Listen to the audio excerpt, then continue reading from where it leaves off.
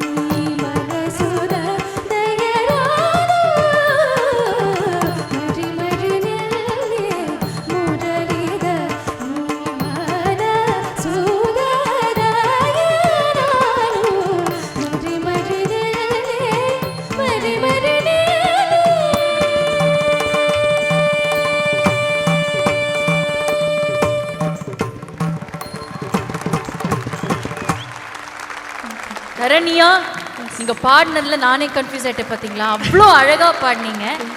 Manoj sir சொல்லுங்க. Very good. சங்கீதம் கத்துக்கிறீங்களா? Yes sir.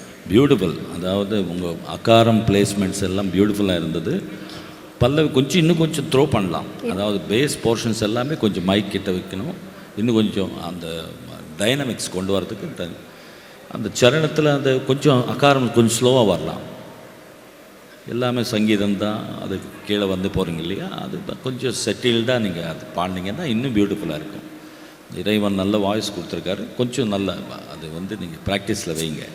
அகாரம் எவ்வளோ ஃபாஸ்ட்டாக உங்களுக்கு வருதோ செட்டில்டாக கொஞ்சம் ஸ்லோவாக நீங்கள் டீட்டெயில்டாக பாடுறதுக்கு முயற்சி பண்ணிங்கன்னா இன்னும் பியூட்டிஃபுல்லாக இருக்கும். God bless you. Thank you so much, Mano sir. Thank you, Taraniya.